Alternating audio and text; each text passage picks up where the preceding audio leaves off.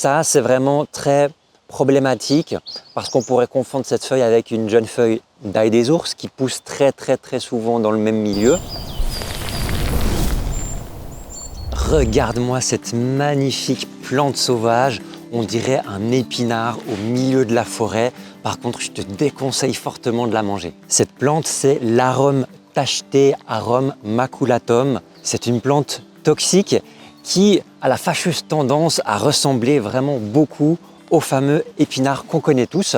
Il pousse au milieu de la forêt, dans des sous-bois plutôt frais, plutôt ombragés. C'est une plante qui est assez commune selon les régions où vous habitez et qu'il faut connaître si vous partez en cueillette. La toxicité de l'arôme, elle se fait principalement à l'ingestion. On peut le toucher comme ça sans problème. Il contient des cristaux d'oxalate qui sont extrêmement agressifs pour les muqueuses. Ça veut dire que si vous le consommez cru, ces microcristaux invisibles à l'œil nu vont blesser vos muqueuses, donc ça va vous procurer des sortes de brûlures sur la langue ou dans le système digestif. C'est une toxicité qui disparaît à la cuisson, donc le risque, on va le trouver vraiment pour les préparations crues. J'ai même une personne qui m'a rapporté une anecdote hyper intéressante. Elle a des amis kurdes qui sont venus en Suisse pour les vacances et ils étaient tout contents parce qu'ils ont trouvé une plante qui ressemble beaucoup à une qu'ils récoltent chez eux. Et ils étaient tellement emballés qu'ils l'ont récoltée et ils ont fait un plat avec. Elle m'a envoyé des photos par email parce qu'elle avait un doute et elle pensait que c'était peut-être de l'arôme. Et effectivement, quand j'ai vu les photos, ça faisait aucun doute. Ils ont bien récolté, cuit et consommé de l'arôme. Attention, je vous déconseille vraiment de le faire. C'est juste pour vous expliquer que dans certaines parties du monde, il y a d'autres espèces d'arômes qui, localement, culturellement, ont été ou sont encore consommés, mais visiblement toujours de manière cuite. Mais je répète, on ne consomme pas l'arôme tacheté, même cuit, c'est quand même assez dangereux. Il y a des cas de confusion qui vont se faire, principalement avec l'ail des ours. Il suffirait que l'arôme ne soit pas bien cuit et il posséderait encore une forme de toxicité. Je trouve fascinant quand même que cette limite entre les plantes comestibles et les toxiques puisse être un peu floue, d'où l'importance de bien savoir ce que vous récoltez. Je vous dis ça parce que chaque année, j'ai des personnes qui m'écrivent ou qui viennent à nos stages en me disant voilà, on est parti en récolte d'épinards sauvages dans la nature et puis on a fait une préparation et c'était immangeable. Eh bien, fort à parier qu'ils ont récolté de l'arôme à la place des épinards sauvages ou d'ail des ours.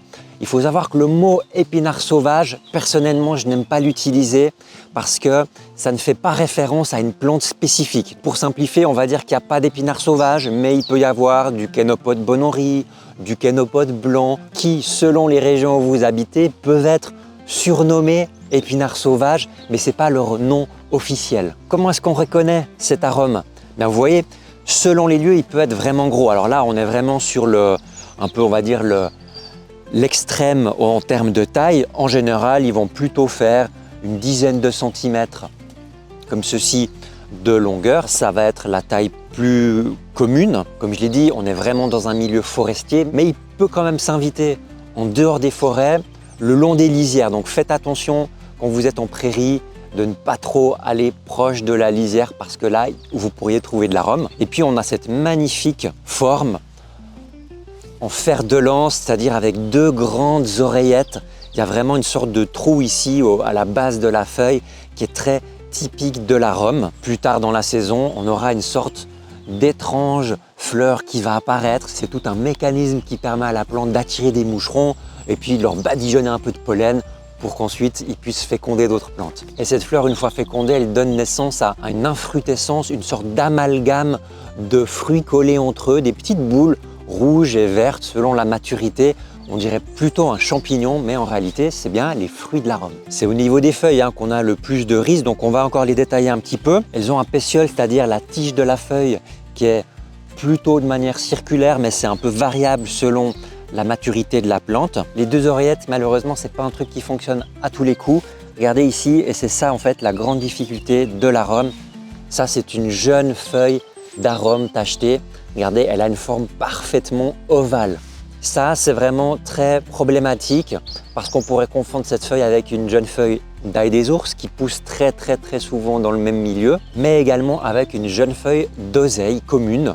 ou avec une feuille de Chénopode Bon-Henri, et ça j'en ai déjà parlé dans une vidéo précédente. Donc là il nous faut une astuce supplémentaire, et cette astuce ça va être au niveau des nervures. On va aller regarder le bord de la feuille et puis on va voir qu'il y a une sorte de liseré, une petite nervure à quelques millimètres du bord qui est parallèle au bord de la feuille. Et cette astuce-là permet vraiment une très bonne identification et différenciation avec des jeunes feuilles d'ail des ours et d'oseille par exemple.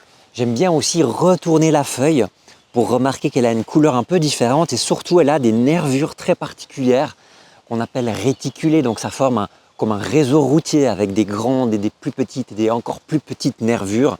C'est vraiment très beau à observer.